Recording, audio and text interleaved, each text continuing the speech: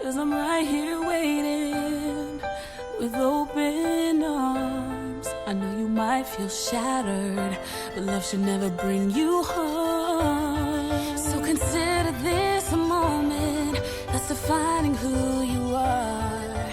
And I can fix what's broken, and here's how I'll start.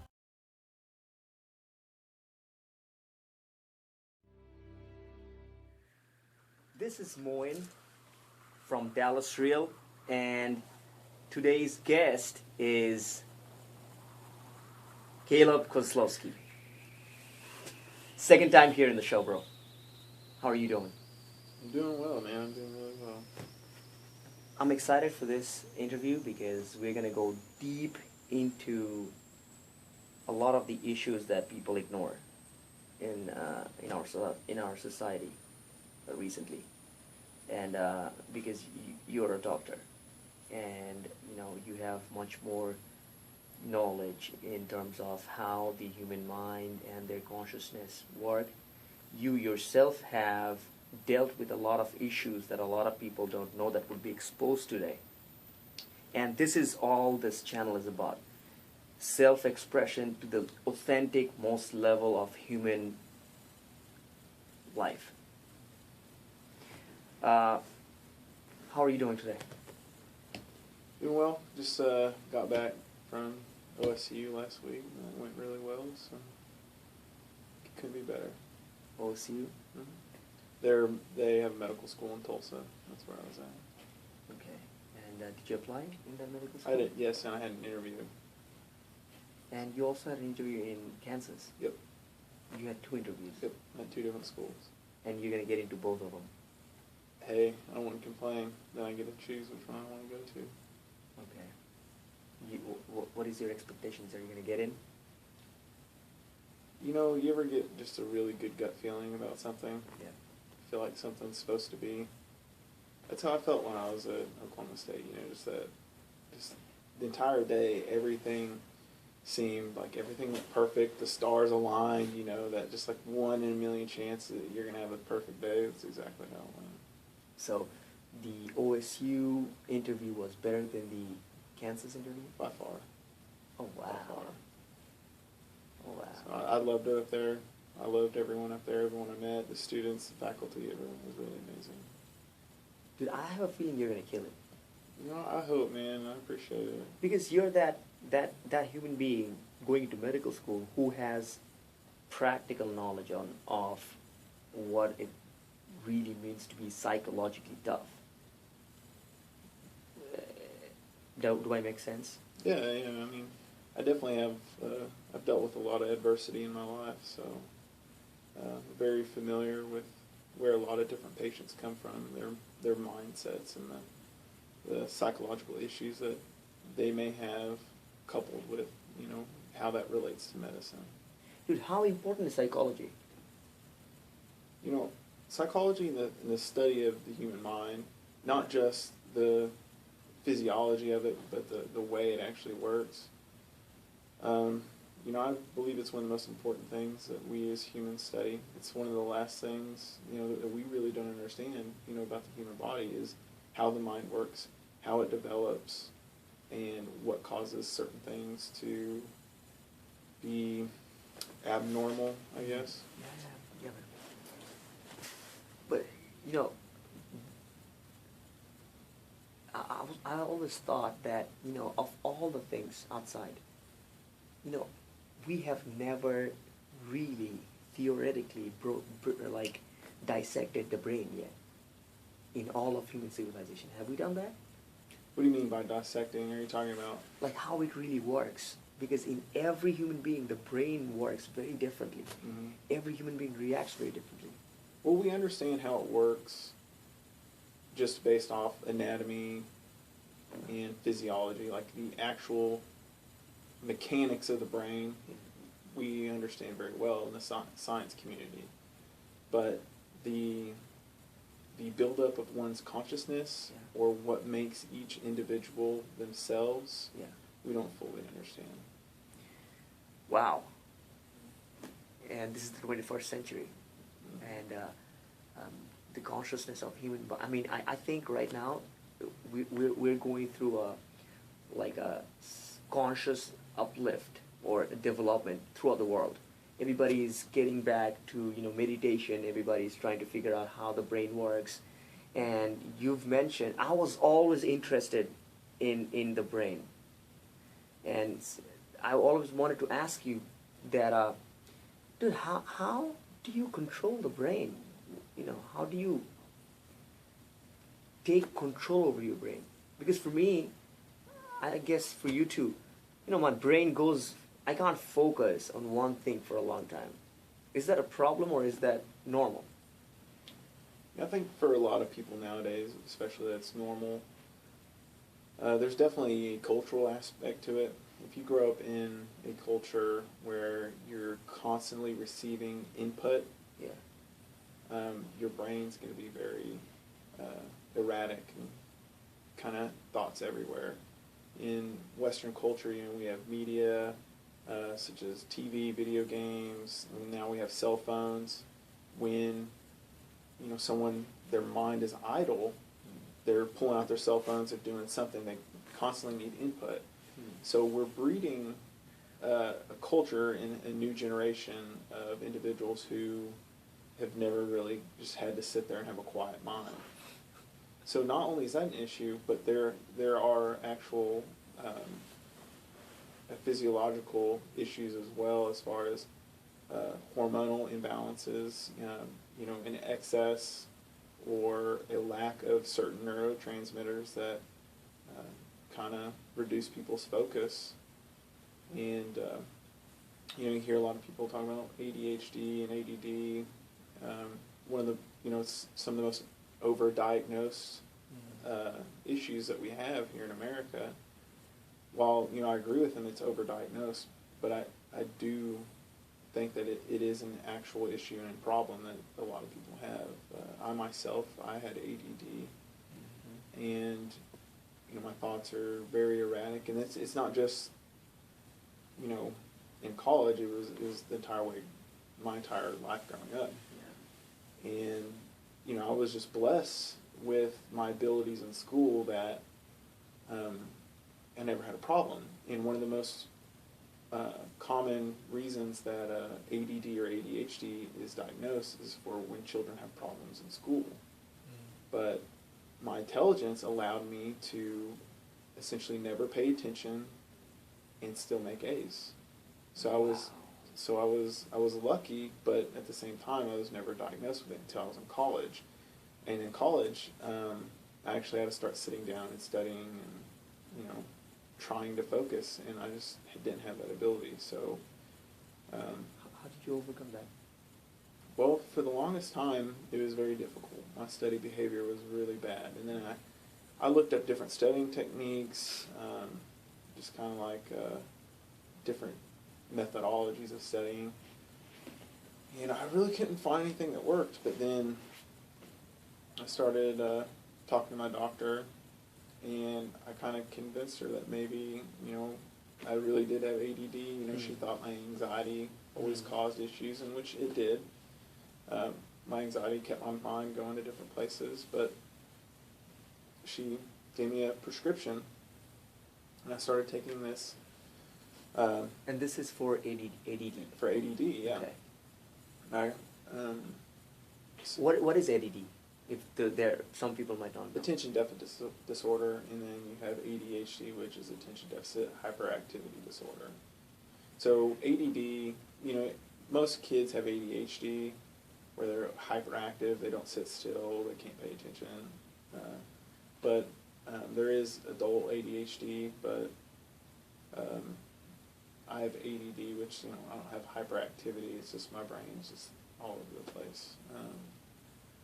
But I was prescribed a medicine for ADD to help my focus and pay attention. Did it work? I believe it did, and I took it for a while, but as time has gone on, I've been able to kind of train my mind without using that medicine, and kind of get focus even when I'm not taking it. Some days it's really hard Some days, I have a lot. Dude, I can guess. Yeah, I have a lot of stress, a lot of anxiety going on, Yeah. and I just take some of my medicine, and I can kind of harness the anxiety And then and focus. focus. Dude, if you ask me, like, Moin, if we give you an option to change your life, what is that thing that you want the most? You know what I'm gonna say? Focus. I cannot focus on one thing for a long period of time. And somebody mentioned this to me. Hey, I think you have ADHD. Go check it out to a doctor. And I also thought that was dumb. I'm gonna go there and they're gonna prescribe me some medicine, and I'm gonna get some medicine, and then it's gonna be the same thing. What would you recommend? Okay. Well, so if you're having problems with focus, and people say that you have ADHD, my opinion would be to go see a physician and kind of talk with them about what's going on. A lot of people want to pinpoint certain disorders, like ADHD or anxiety or depression, and be like, okay, this is what's causing it, Yeah. and we can fix just this one thing, and everything's gonna be okay. But it's really a culmination of many things.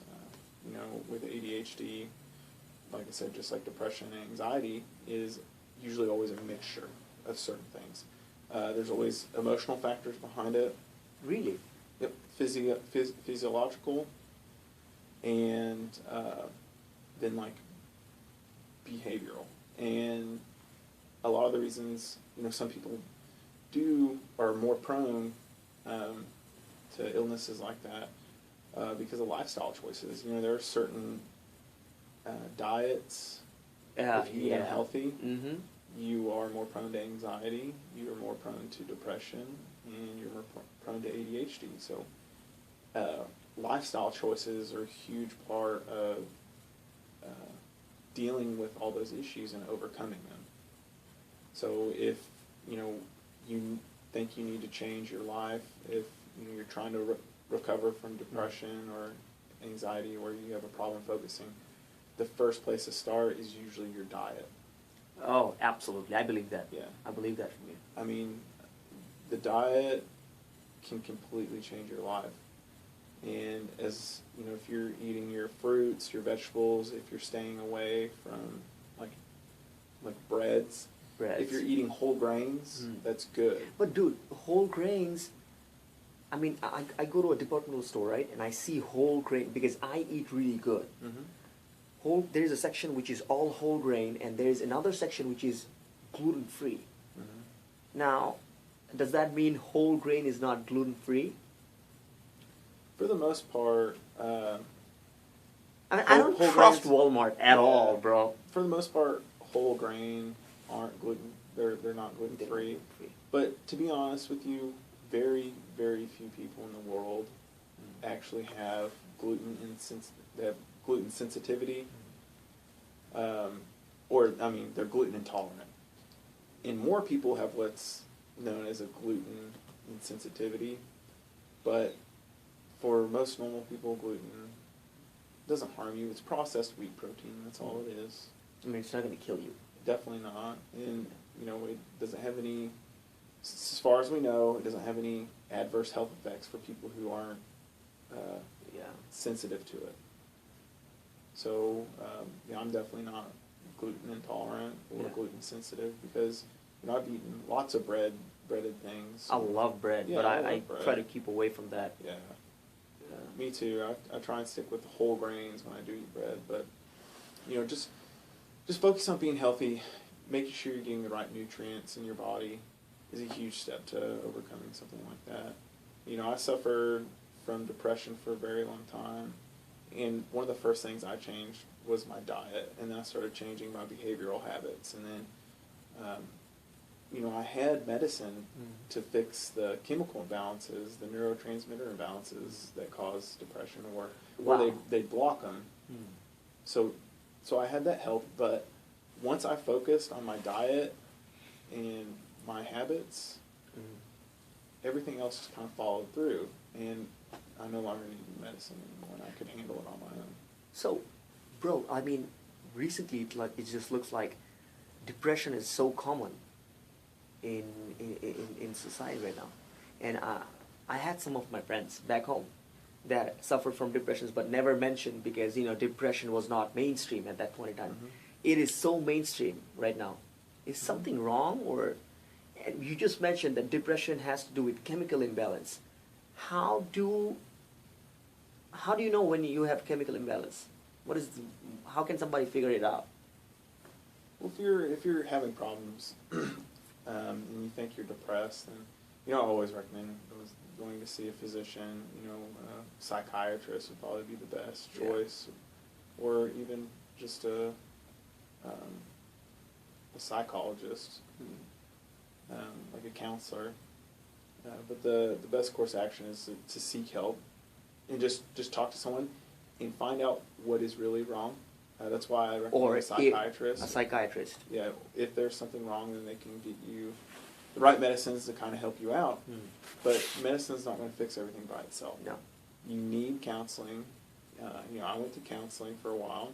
I took that medicine, but then you're also just going to have to change a lot about yourself, like the things that you do, your habits, and your lifestyle. People you hang out with is one of them. Very, very much so. So the people you surround yourself with, that affects A lot. It affects a lot. How you feel emotionally, and then, like I said, just eating right and exercising. Those two things will get you out of depression quicker than anything. Eating right and exercises. Of course, and it's because your body needs the nutrients. It needs the materials. Yep. To process. To process and make the proper hormones and neurotransmitters, and if you have an imbalance of any of those, your body's going to suffer. You're not going to feel good, and if you're not going to feel good, then you're going to You're not on your right angle. Yeah, you're not going to be emotionally Stable. I guess. But then if you're eating right and being healthy, and exercising in general just releases endorphins, which make you happy, and continuing to exercise keeps releasing those endorphins. So if you're exercising, every other day, but like a good exercise, get your heart rate up, you're just going to start to be a happier person in general. Yeah. And that was one of my big things, is I was so depressed and so unhappy. I was a little bit overweight in high school, and I was like, I'm unhappy with myself. I need to change. And a lot of people were like, well, you just need to learn how to be happy with yourself. It's not that easy. It's not that easy. And part of the reason I was unhappy was because I was unhealthy. So I completely changed my diet, and I started exercising, and I got help. I got you reached out to other counseling. people. Yeah. That took a lot of guts. Because usually people, we're secure, you know what I'm saying? Mhm. We don't want to expose ourselves in front of somebody else. We don't want to admit anything wrong. Yeah, we don't want to admit that something's wrong with us. We always want to admit that, because of you or something else. External. Yeah. It's internal, right? Hey, so you were depressed when you were a young kid. Mm-hmm. Does that has anything to do with you being raised by a single parent?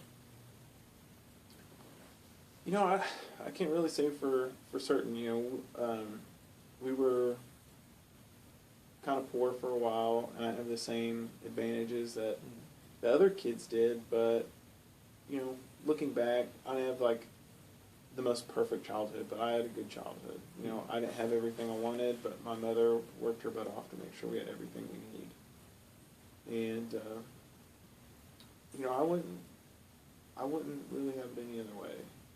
That was the best thing that could have ever happened to you. Yeah, I like who I am now. I've been through a lot of trials and tribulations, but where I'm at now and who I am now, Of course you are. I'm pretty happy. So You're pretty grateful and happy. yeah, and it wasn't always like that. I had a lot of dark times in my life. A lot of times I didn't want to continue living, which I know is something that we've both struggled with. But a lot of people doesn't know this about. I'm sure a lot of people don't know this about you. no, not very many people do. It's nothing I've ever really talked to my mom about. So you were at the verge of, now we're getting deep into like personal stuff. You mentioned that you went deep into committing suicide. Mhm. And did anybody knew that that was happening to you, and what was the reason that pushed you to that level? Because this is some serious stuff. Yeah, I mean, I don't think it's a decision that people make lightly, contrary to popular belief. And no one really knew because it was very much an internal struggle. You hear a lot of people reaching out or acting out to get attention. This was a very guarded secret, and it wasn't like a couple time thing. It's like every night of the week for the course of like a month type thing. And nobody had a clue. No, no one really did.